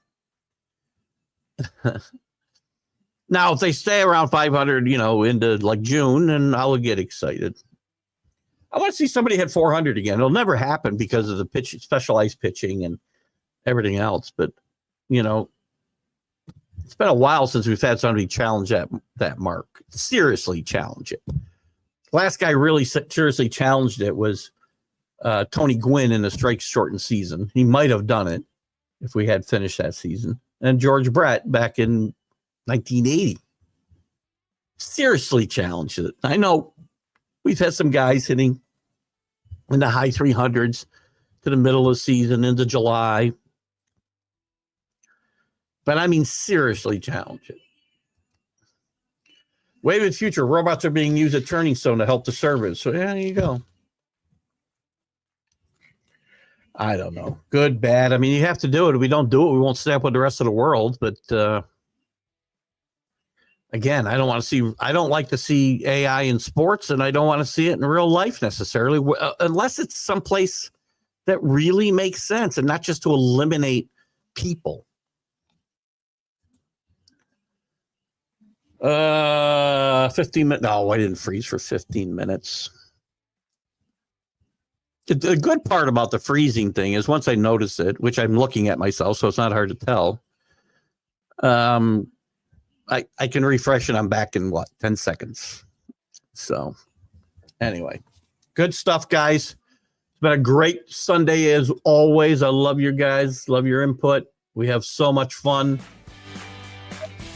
Grow this audience. Continue to grow this audience. I'll be back on Wednesday with the college sports huddle. We'll have a few more. I don't know when we'll go to May something. We'll take some time off on that show so college football ramps up. But we'll have a guest hopefully on the one-on-one with Keith Engle I talked to today.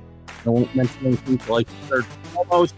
We'll have an MLB update on Friday, and check out our MLB preview show that Drew and I did last weekend. So you guys have a great weekend. Keith Engle from TGI Sports Talk. We'll see you later. Bye-bye. Football Postseason is here, and SeatGeek is my go-to for buying tickets. Now with SeatGeek, every single ticket is backed with their buyer guarantee. We've all had plans change, and when you can't make it to the big game, SeatGeek has you covered. They're the only ticketer that allows you to return your tickets ahead of the event for credit with SeatGeek swaps. So when things come up, I know that my tickets won't go to waste. So what are you waiting for? Download the SeatGeek app to maximize your possibilities and shop live events with confidence.